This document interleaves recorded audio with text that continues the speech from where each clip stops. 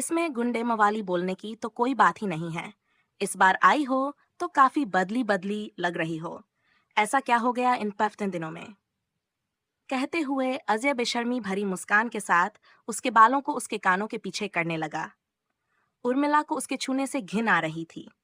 वह उसका हाथ पकड़कर अपने से दूर करने की कोशिश कर रही थी, पर वह डीट की तरह उसके हाथ को पकड़े रहा।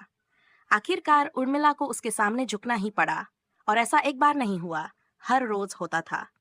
हर रोज रात को, चाहे उसकी तबीयत खराब हो या सिर दर्द हो, पर रात को वो काम जरूर पूरा होना चाहिए। और अगर अजय के मन के मुताबिक काम नहीं होता तो वह पूरे घर में कलह का माहौल बना देता।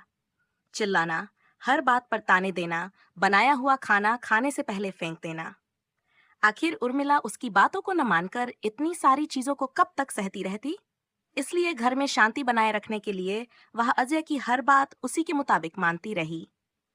अजय के आने के बाद से उसकी माँ और बहन जैसे रिटायर हो चुकी थीं। उन्हें घर के कामों से कोई मतलब नहीं था। घर में बहू आई है तो अब सारा काम उसी का। उनका काम सिर्फ समय पर खाना खाना, घूमना और उसकी कमियों को दूसरों के सामने बकर उसका रोज अपमान करना। उसका एक एक दिन घुटन, दर्द और अपमान में बीतने लगा। जैसे जैसे ससुराल के लोग चाहते वैसे वैसे ही वह करती रही, और यही करते करते उसकी डिलीवरी का दिन नजदीक आ गया। इसी तरह खाना बनाकर सबको खिलाने के बाद उर्मिला बिना खाए ही सोने चली गई। जनवरी का महीना था, ठंड अपने चरम पर थी। उर्मिला को पेट और कमर में हल्के हल्के दर्द हो रहे थे। वह कभी इधर करवट बदलती, कभी उधर। वह अंदर ही अंदर बेचैन थी। तभी अजय बाहर से आया और उसी के बगल में लेट गया। उसके हाथ धीरे धीरे हरकत करने लगे। इस पर उर्मिला चिढ़ गई। वह बोली, आज मुझसे खाना नहीं खाया गया। मेरे पेट और कमर में दर्द है और तुम्हें इन सब चीजों की पड़ी है। उर्मिला के इतना कहते ही अजय जोर जोर से चिल्लाने लगा, तुम्हारी तो ये रोज की नौटंकी हो गई है। कभी ये दर्द, कभी वो दर्द। कुछ नहीं हो रहा तुम्हें। वह इतना बोलने के बाद अजय उर्मिला पर टूट पड़ा। वह चीखती रही, चिल्लाती रही, मुझे सच में बहुत दर्द हो रहा है।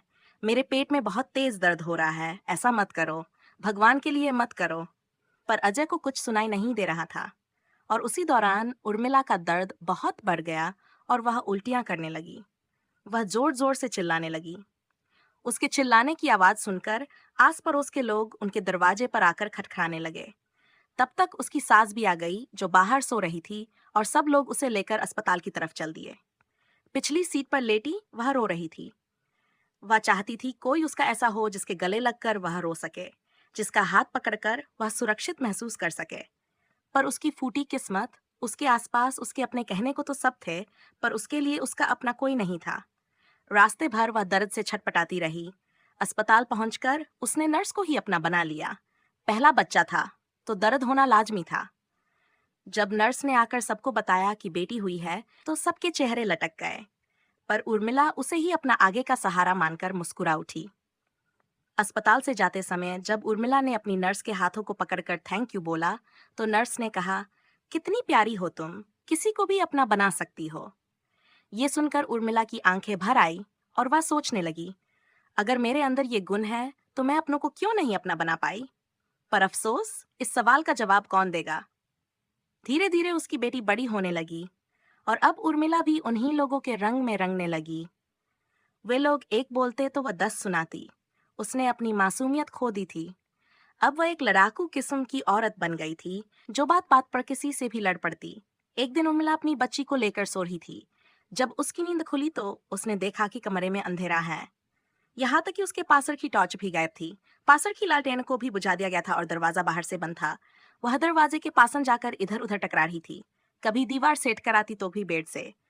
लेकिन धीरे धीरे उसने दरवाजा ढूंढ लिया और जोर जोर से खटखाने लगी। चिल्लाने लगी, अम्मा, अम्मा। लेकिन किसी ने कोई आवाज नहीं दी। तब वह वापस जाकर लेट गई। पर उससे रहा नहीं गया तो फिर से दरवाजे के पास गई और जैसे ही दरवाजे को छुआ, दरवाजा अपने आप खुल गया। वह हैरान रह गई। अभी दरवाजा तो बाहर से बंद था। वह इतनी जोर जोर से चिल्लाई, दरवाजा हिलाया, तब भी नहीं खुला। और अब अपने आप कैसे खुल गया? वह किचन से माचिस लेकर आई और वापस लालटेन जलाकर उसी के प्रकाश में अजय को ढूंढते हुए छत पर पहुंची। उसने देखा कि अजय नीचे फर्श पर अकेले लेटा हुआ है। उर्मिला ने उसे जगाते हुए कहा, तुम यहाँ क्या कर रहे हो? अजय जम्हाई लेते हुए बोला, गर्मी लग रही थी तो आकर छत पर सो गया। उर्मिला हैरानी से उसे देखते हुए बोली, तुम्हें शर्म नहीं आई? तुम्हें गर्मी लग रही थी और तुमने मेरे दरवाजे को बाहर से बंद कर दिया, लालटेन बुझा दी और टॉर्च भी ले गए। अजय उठकर बैठ गया और गुर्राते हुए बोला, इतनी रात को छत पर आकर तमाशा कर रही हो, बेशर्म औरत। शर्म नहीं आती कि आसपास के लोग सुनेंगे तो क्या बोलेंगे? ये सुनकर उर्मिला की आंखें भर आईं और वह बोली, बस यही देखना बाकी था। आज तुम्हारा ये रूप भी देख लिया। तुम यहाँ पर किसके लिए आए थे? क्यों आए थे? इसका शक मुझे आज से नहीं, बल्कि जब मैं यहाँ पहले दिन आई थी तब से है। पर याद रखना, हत्या, चोरी, पाप ये कभी छुपते नहीं हैं।